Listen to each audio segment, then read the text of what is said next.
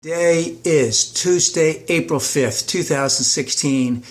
This is Tom Dillon, the Lifetime Liberal, and today's rant will be called "The Increase in the Minimum Wage is Here to Stay and Other GOP Losses," so to speak. So yesterday, very significantly, we had Governor Jerry Brown in California signing an increase in the minimum wage to $15 an hour. That's going to go up incrementally and go fully into effect in 2022. And also the Governor Cuomo in New York did it, going up to $15 an hour by 2018. We already have at least 40 other cities that have done it, many other municipalities. And if I remember correctly, I think it was in 2012, perhaps it was South Dakota, where an increase in the minimum wage, very red state, by the way, an increase in the minimum wage was on the ballot. So it was something that the voters could vote on and not their representatives vote on. And they voted for an increase in the minimum wage. So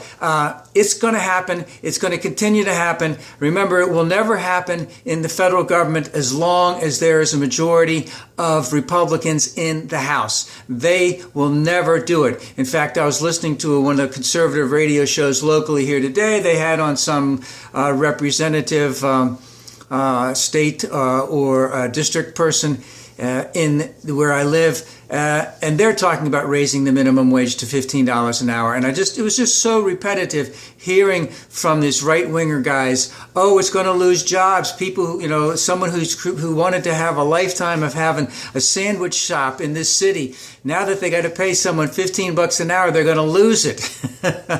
And it was really amazing how well this gentleman responded. At the same time, they weren't willing to accept any of that. And that's what our Republicans are going to do.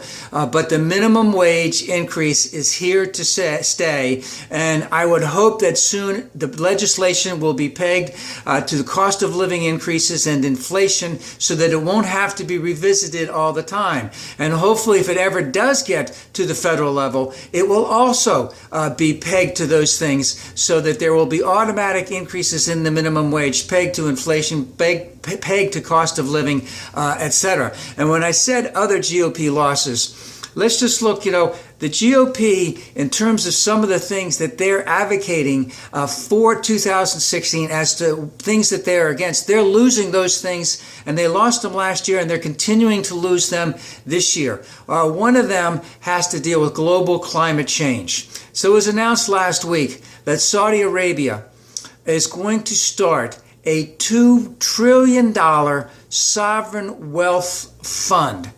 And the reason they're doing that is three reasons. Number one, they're moving away from oil. They know they have to move away from oil, and they're trying to get a jump on the gun as fast as they can because, number one, they know that their efforts to deny global climate change have failed. Remember, they backed a lot of stuff. American companies backed a lot of stuff denying global climate change. They see that it's failed.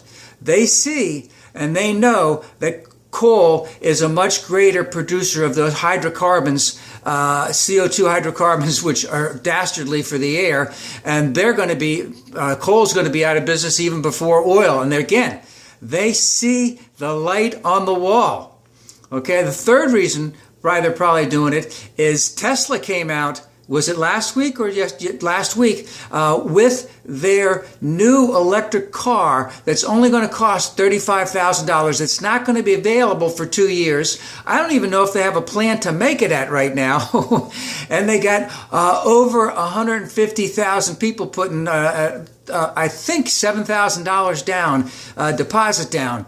And, cost overruns, delay in production. They still wanted in on that. And of course, Chevy is coming out, or General Motors is coming out with the Bolt, which will be an electric car of about 20,000 or so. And so Saudi Arabia sees the writing on the wall. That's just going to accelerate, and all other car companies are doing that right now. Google's looking at that type of thing. Apple is looking at that type of thing. And Saudi Arabia is getting out. So that's another big loser for the Republicans because they can't deny the global climate change as much as they want to. Another thing they can't deny is Obamacare. Obamacare and the Affordable Care Act. Because ever since Obama signed his name on that thing, we've had almost 10 million new jobs created in the United States. Do they pay enough? No. Are they more service-oriented? Yes. Do we need to increase, the amount people are getting paid and make higher quality work? Yes. But it's a start. So they're losing on global climate change. They're losing on on an increase in the minimum wage. They lost on gay marriage last year, so what they've tried to come back with is these LBGT restrictions. Indiana tried to do it last year, and they got shut down, and they rescinded that. They repealed it, whatever happened. Mike Pence is still trying to play that game, and he's getting a lot of crap for it right now. I think Louisiana tried it, it failed. And of course, North Carolina has a very restrictive one, and it was signed by Governor McGrory. And I think 80 companies indicated that they would there would be backlash against this. Cities are not allowing their representatives to go there for any reason. I think the NBA might not have the All-Star game there. There's supposed to be some soccer thing there. That might not happen. McGrory, the governor, said, I don't think we've lost any business to that. I think yesterday, Lionsgate, a media company, movie company, said, hey, we'll finish what we got now, but the next thing we have planned coming there, forget it. We're going to Canada. We're going to get that done there. So they're already losing business. It's a losing proposition, and it's only being put through by extreme far-right Republican operators in the House and Senate of those states. And it's a loser, and it will continue to be a loser. Let's see how much it might affect them come November. Now remember, also, North Carolina has a very restrictive voter ID thing. So perhaps they figured they could get away with this because they got that. But we'll have to see. Now, in other quick things, in terms of things that the Republicans are losing on comprehensive immigration reform, we will see it with a Democratic president. They're not really talking about it as much right now. The Republicans aren't, because they already know that it's a loser. There's a vast majority of Americans who would like to see an increase in tax on the rich, an increase in tax on corporations, an increase in tax on, let's just say, a transaction tax on high-speed trading, that type of thing. And that tax on the rich, that could be a much bigger play with the release of the Panama Papers yesterday, which indicated there was a tremendous amount of collusion down in Panama to hide extremely wealthy people who got wealthy ripping off their countries and parking the money in Panama, which started a shell company operation so that you couldn't trace it all back. So that could easily be a big thing that will come up in this election. And the last thing, sensible gun safety laws.